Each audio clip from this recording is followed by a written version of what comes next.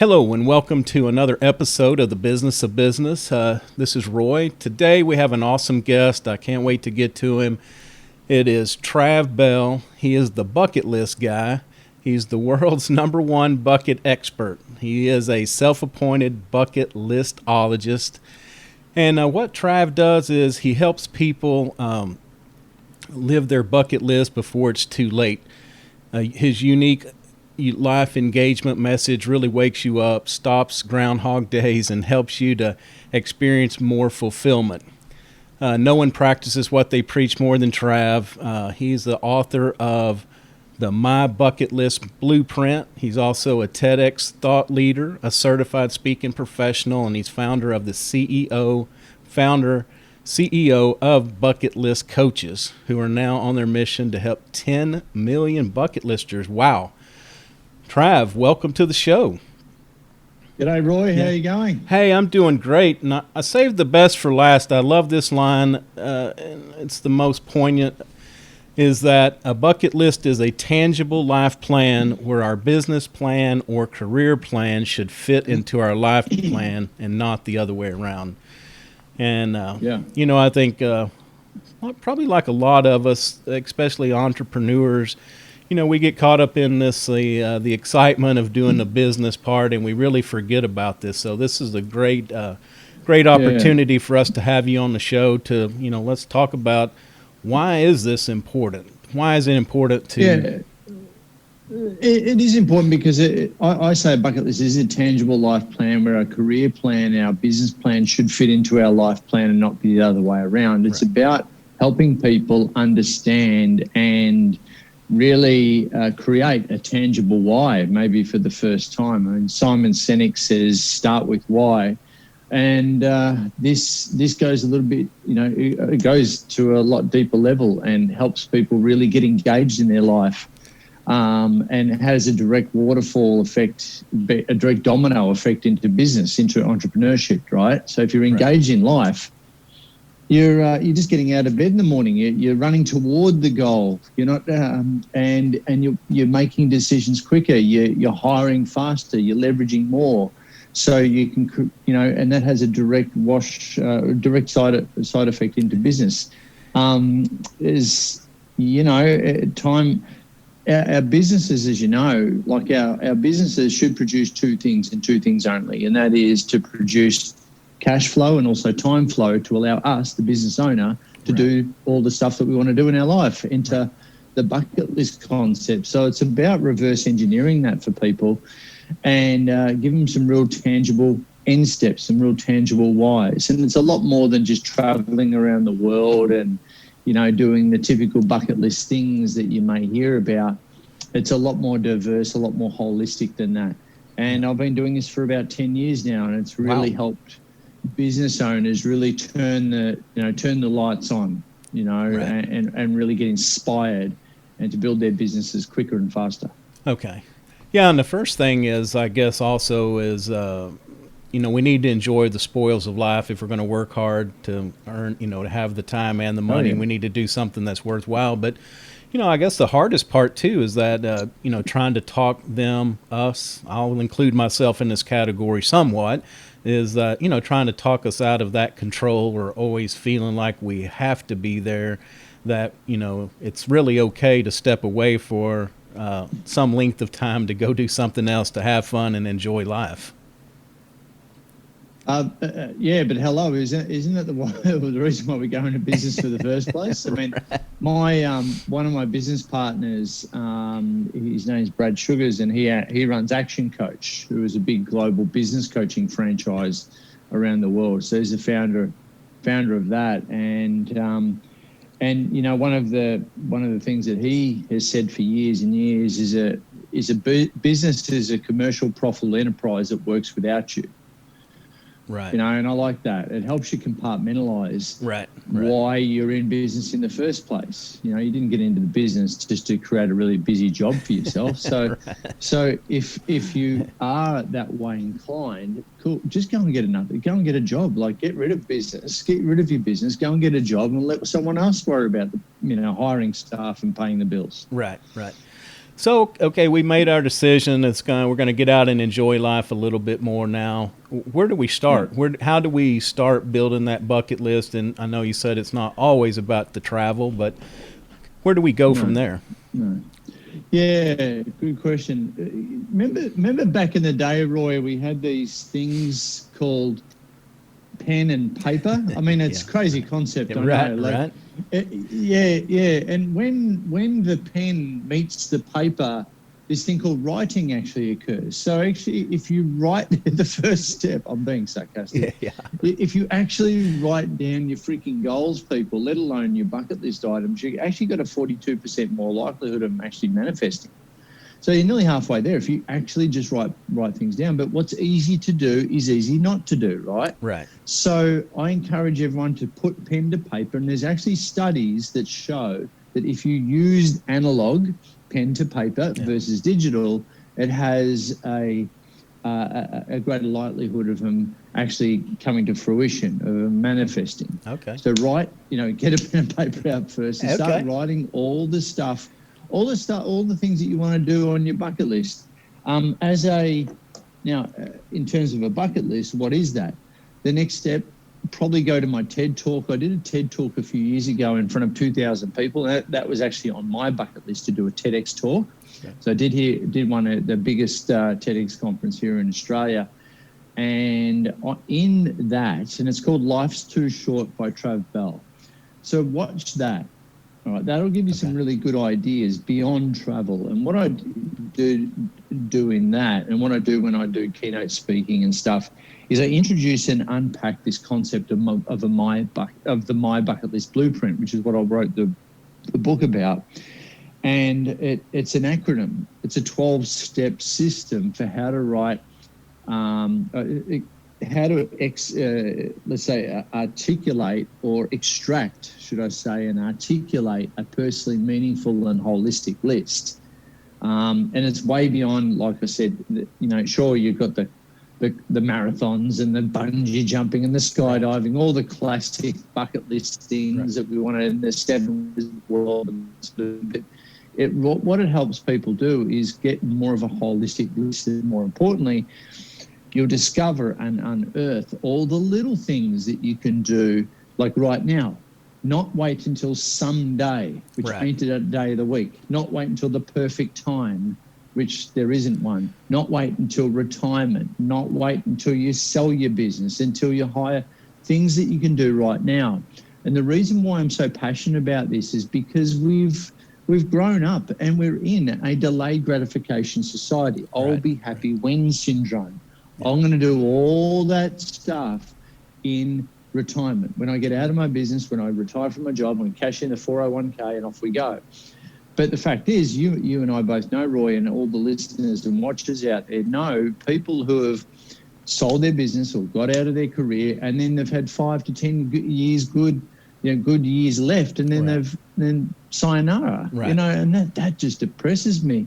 I want to help people live a regret-free life rather than a regret-full life, and I want people to be happier now. And so this gives us a really tangible life plan where we're identifying all the things that gives us meaning, purpose, fulfillment, and gratitude in our life. Because having gone through mental health battles myself, through depression, I created this for me, and I created this whole bucket list concept, and someone luckily called me the bucket list guy 10 years ago.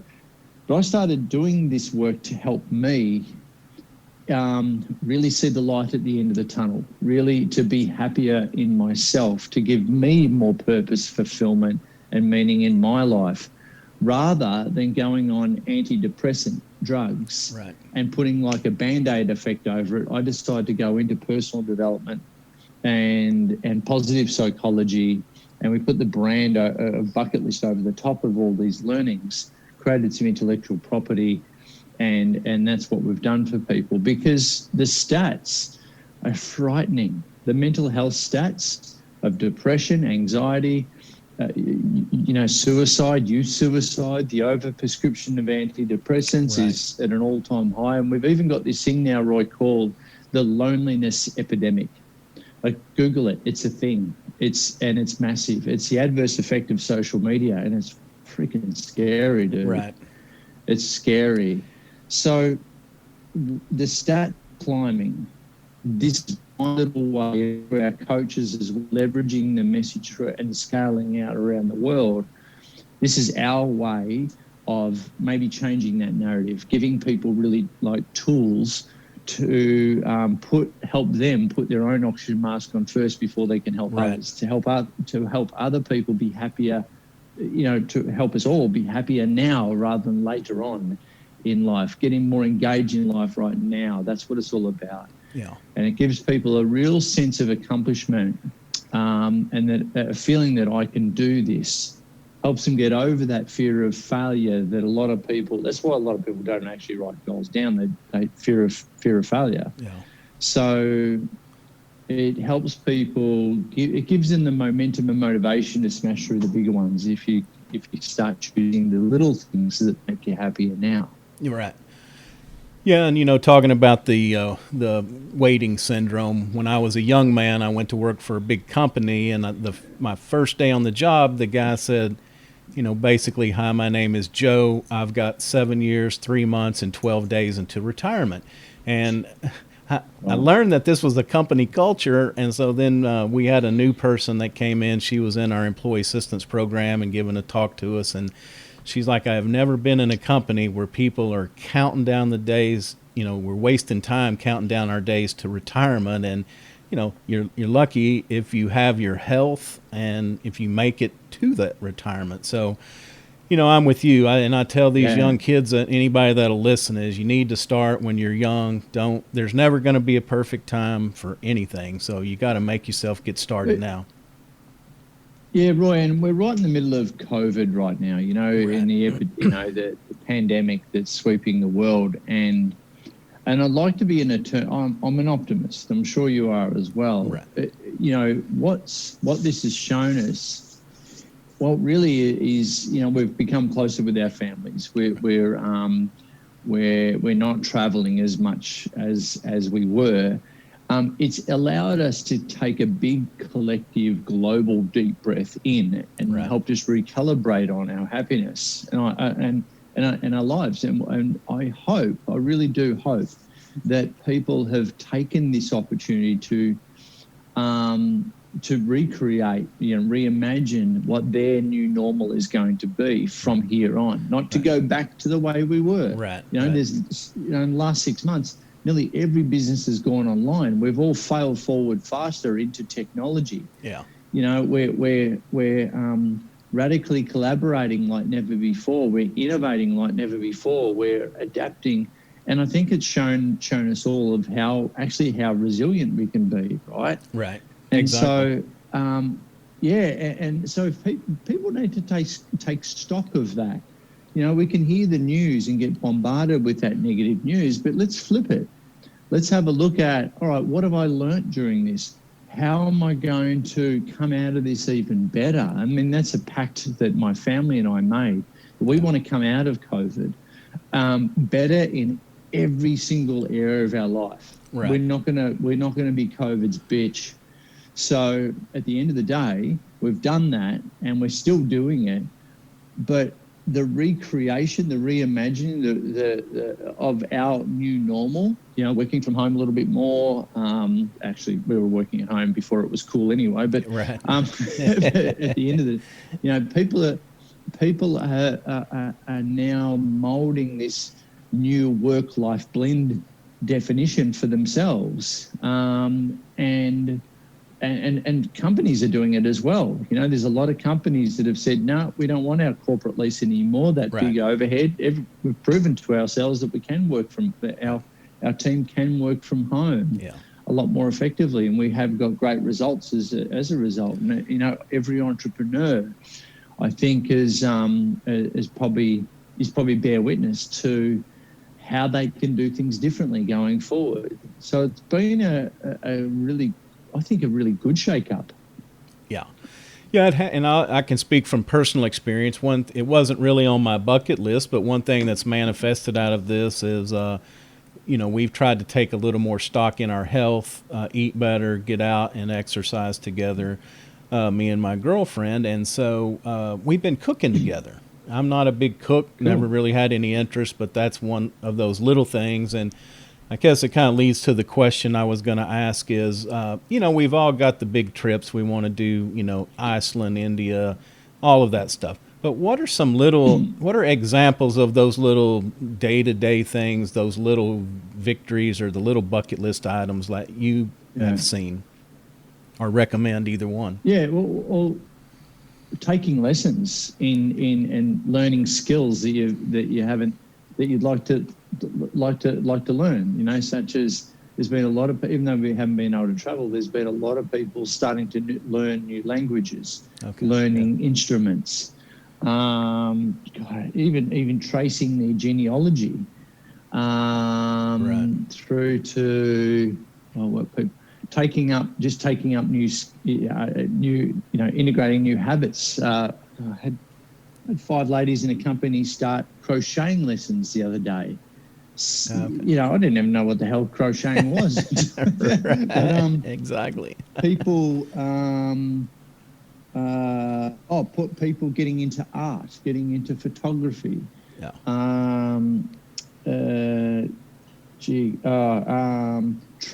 Training for events, setting themselves up to train for different events, that when those events do happen, they're all set to go.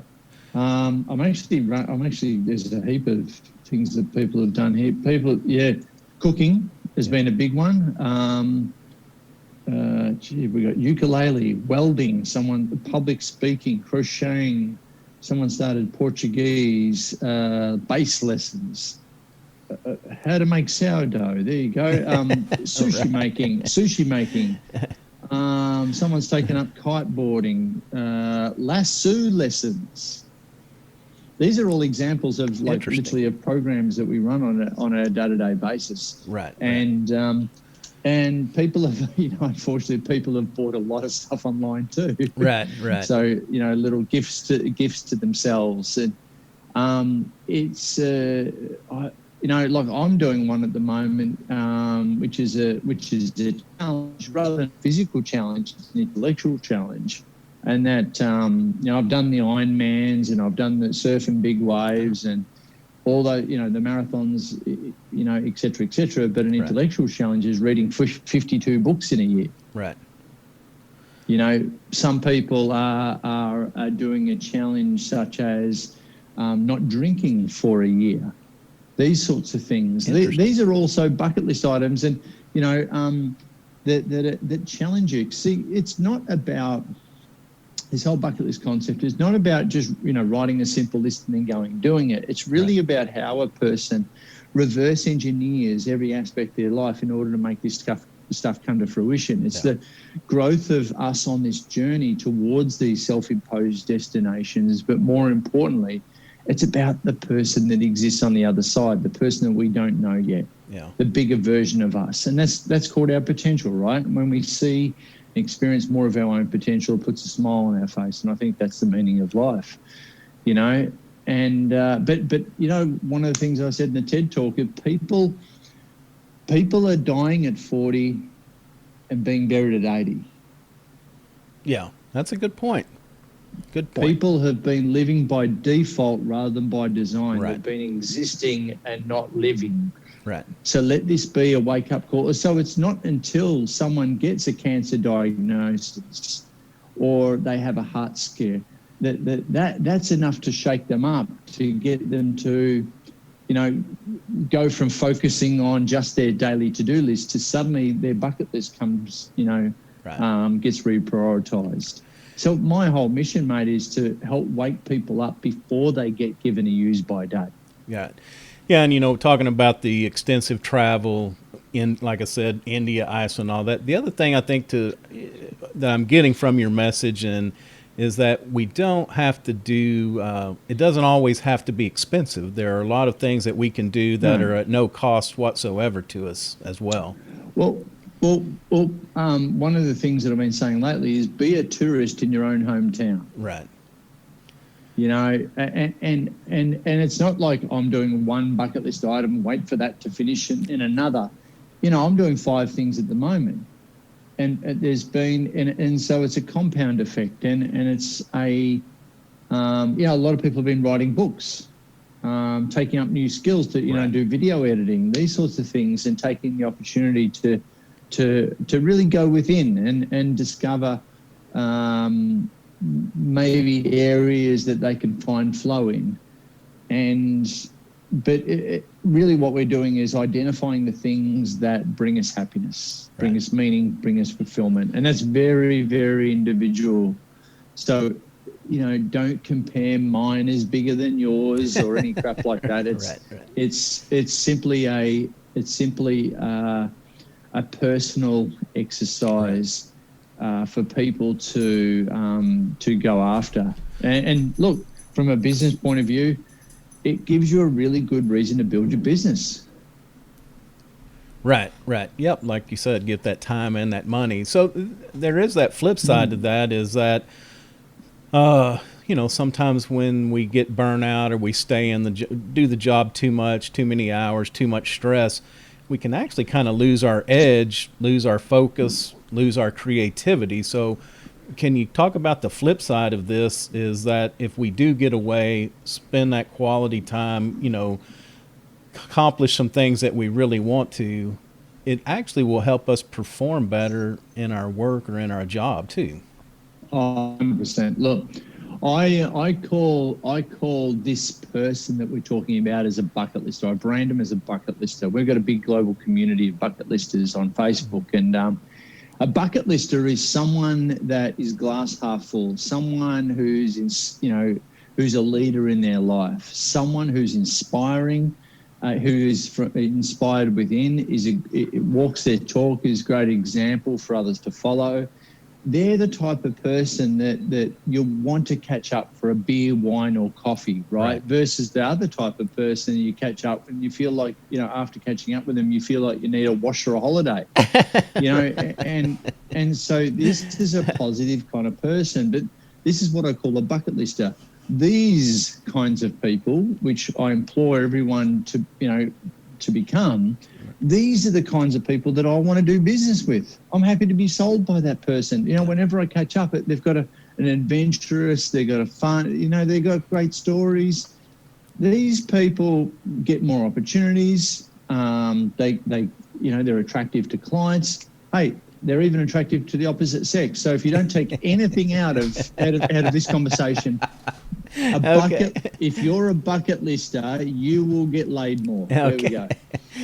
Well, and to the point about, we'll go back to the job. I won't go into that one there. But, I had an interview with the guy that he was from New York City, had an opportunity to take a job in Puerto Rico, and everybody kind of poo-pooed on him, said that was a bad move, shouldn't do it. He ended up taking 6 months off and traveling Africa, and he said that it was funny that whenever he would go into interviews after that, nobody wanted to talk about his job experiences. They wanted to talk about his travel. Dude. So to the point of making us more interesting, it helps in a lot of facets that we just can't even see right now.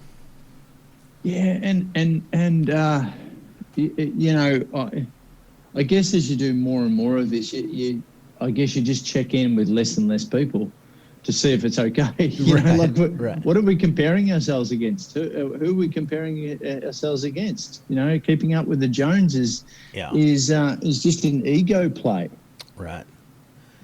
So if you actually let go of ego and tapped into your heart and then went, what do I want to do in my life? And we won't have a conversation about afterlife, but I reckon we've only got one of these. Right.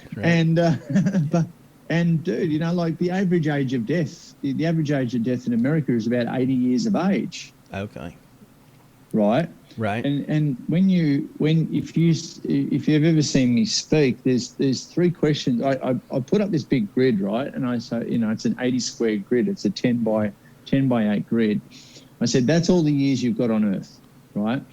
And they say, okay, cross off the ones mentally or physically, cross off the ones that you've been alive. So if you're 40, half of those are crossed off. If you're 50, obviously a bit more. I'm closer to 50 now, and then I say, okay, well, have a look at those squares now, and then everyone's like, oh shit, okay, I didn't come up for this motivation session. This is like, I'm depressed now. But then I ask 3 very poignant questions, which actually makes it worse. I say, okay, how many people, and I did this in the TED talk, about 2,000 people in front of me. I said, who here knows people who've been diagnosed or died from cancer? Pretty much everyone puts up their hand. You know, just like the movie, The Bucket List. Who knows people who've been diagnosed or died from cancer? Yep. And it's pretty frightening from the stage point of view. Look across a sea of people that have got their hands up. Right. And then I say, okay, second question, how many people do you know have been diagnosed or died from cancer? How many people? Show of fingers. And people are like, okay, I don't know, 3, I don't know, 10. And some people are like this. Yeah. You know, and then I say, okay, have a look around the room. And people are like, that's okay, that's full on. And it really does hit you. And then I say, okay, last question. How many of them, showing the fingers, how many of them actually made their 80 squares? And people are like, yeah. Okay. I said, guys, there's no science here. You guys have just seen the survey. We do not know when our time is up. Right. We think we know, but we really don't know. Right. So when is a good time to start living your bucket list? It's right now, obviously. Right. So it's the wake-up call. It's the virtual cancer diagnosis that people seemingly over the last 10 years have really needed. You know, right place, right time for a lot of people. And right. Yeah, mate, I gave a talk to. I was telling a guy over in the UK last night that I've raised some money for the Reach Foundation. Reach Foundation is a personal development program for kids, for teenagers, young adults, for wayward teens, some living on the street, etc. And I've raised some money. They're amazing. They're set up by an ex-Australian football champion, Jim Steins, who's passed away from cancer, but it's like a totally coolest legacy ever. And they run camps and programs. And to be a leader within the Reach Foundation, you've got to have gone through the programs, graduated, and want to pay it forward. So they asked me to do a presentation to the leaders of the Reach Foundation, 50, 60 young adults. And I said, I'd be honoured. I love you guys. I love what you do. And I gave a talk, and then at the end of the talk, which is not kind of normal keynote, this young woman got up. She would have been about 20, 21 years of age, and she was absolutely bawling, she was crying. And I said, what's wrong? In front of everyone, what's wrong? You know, is everything okay? And she said, if my younger sister had been here to see your presentation today, she wouldn't have killed herself 2 weeks ago. Wow. And I went, oh, dude, that was, still gets me. And I'm like, that day, and I've had quite a few other situations like that and feedback like that. That's the days that I cement my why and what gives me purpose to go out there and help even more people. Right. All right. So as soon as we get off here, I'm getting my pen, my old style pencil and paper, and I'm getting ready to write me some notes. So, I know we talked a little bit about where you start, but do you write down a couple big things, like should I put my trip to India at the top of the list and then write a few little things that I'll be able to tick off, or how do you suggest we go? Roy, I'm not a rocket scientist, but you've mentioned India 2 to 3 times already in 30 minutes. So I think, maybe the power of perception, or call it NLP, mate, but I think India's right up there, isn't it? It's got to be, yeah. And I figure if I say it enough, I'll end up there. Well, funnily enough, look, here's the thing. You've got to focus on the what and the why, not about the how. Don't overcomplicate this. Okay. Don't overcomplicate it. A lot of people don't even write stuff down because they're worried. They overcomplicate the how. Right. Oh, India. When am I going to go? What time of year? What do I have to do in my business in order to make that happen? Who am I going to go with? But just write down India, and in particular Taj Mahal. Okay. Taj Mahal is awesome. It's busy, but unbelievable. When you walk through those first gates, when you look down the Taj Mahal, mate, that is goosebump stuff, and the history of the Taj Mahal and all the forts around Delhi there are just absolutely phenomenal. And you can't get there soon enough, and you got the big, and this is the the top ones for me. The 7 man-made wonders of the world being the Colosseum, Machu Picchu, Great Wall of China, Taj Mahal. There's 4. I've done those. Machu Picchu, what is the other ones? Oh, Colosseum, yep. Christ the Redeemer down in Brazil is another. Petra in Jordan is another, and I'm missing one. Machu Picchu. Get to it in a second, but that's what I'm doing on my bucket list at the moment. I've got 2 to go. Petra in Jordan. Chichen Itza in Mexico. There we go. Okay. So those are the 7 man-made wonders of the world. And they're just absolutely awesome. And so I've got Petra in Jordan to go, and also the Christ the Redeemer down in Brazil. So I was meant to be down in Brazil about this time this year, but I'll be crossing that one off next year. But these big 7, man-made wonders of the world are absolutely awesome. So put it on there, but be prepared. India is one crazy place. I've done some work with some groups out of there, and really good people. And so anyway, I've got some people I want to get over there and see, but just the sights from the country to the Taj Mahal and everything in between, it'll be fascinating. I know. The food is absolutely phenomenal, and you want to, get in Chennai as well. The food's even better down there, I reckon. But I did a 5-city tour, speaking tour with the Young Presidents Organisation a few years ago, talking to groups all around India, and it was just phenomenal, but very, very busy, busy place. Yeah, right. But what else? So what else is on there? What's the next one? I'd like Iceland. I want to go there. Very cool.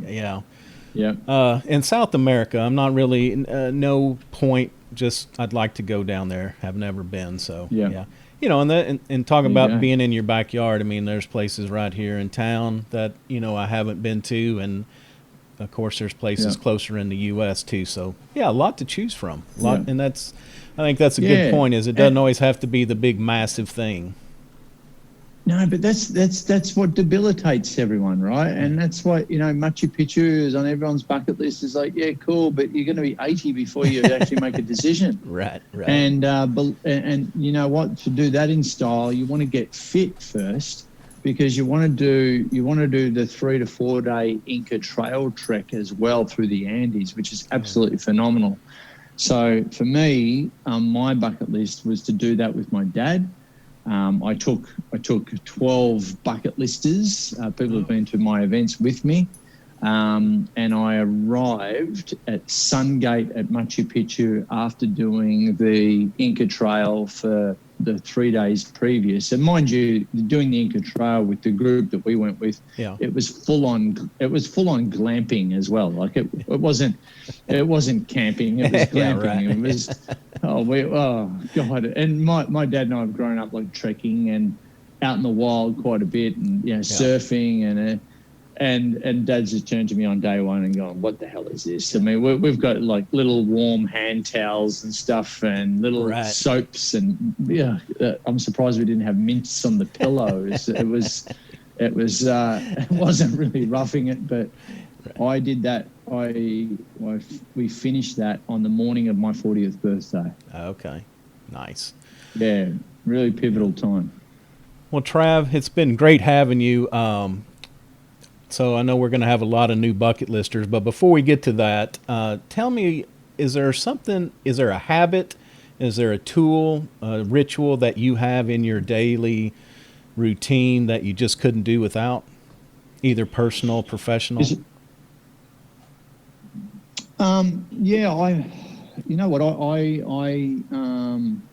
a good question. A tool. I mean, we've got all the online tools, and they're a bit, cliche now. But I actually use, for me to organise myself, I've tapped into Michael Hyatt's Full Focus Planner. It's a really cool tool to help me organise on my days, from my typical kind of perfect week through to my top 3 MVPs that I try and cross off every single day. Yeah.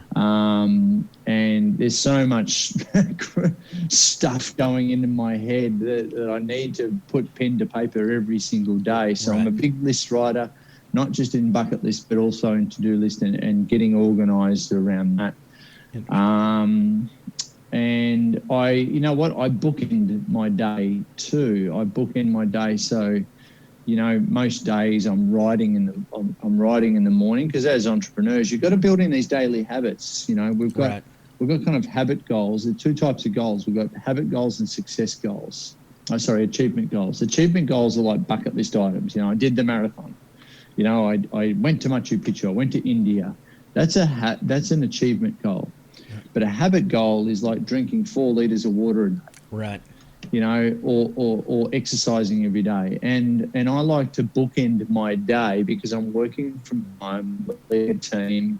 I want to be uber productive and just energetic for things like this, and have a high level of vitality for the kids, and have energy to be present, and also cope with the mental crap that goes on with business as well. Right. But cycling in the morning, coffee afterwards, bit of banter back and forth, bit of racing, heart rate up, cardio, and then at the end of the day, it's stretching, it's weight training at the gym, and my partner Tracy and I do that together, and that's like our quality time. That's one of the pieces of time that we've carved out together to do that together. We're both into fitness, and that was actually my previous business. I was in the personal fitness training industry for over 20 years and founded and franchised a chain of personal training studios before I got into doing this. So that's always been part of my day. Yeah.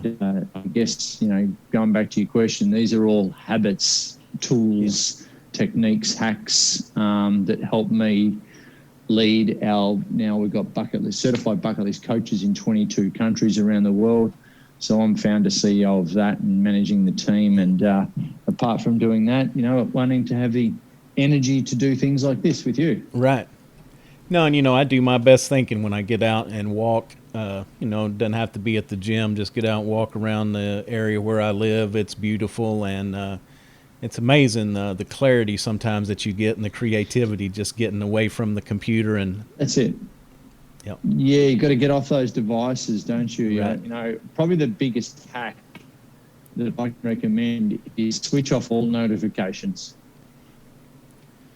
Yeah. Switch off all notifications on your freaking phone and you'll have a life again. Yeah, right. You won't be checking that thing. Like for you, I've got my phone upside down. I'm not being notified. It's always upside down when I'm talking to someone. I think our attention and our presence is our most valuable commodity these days. Right.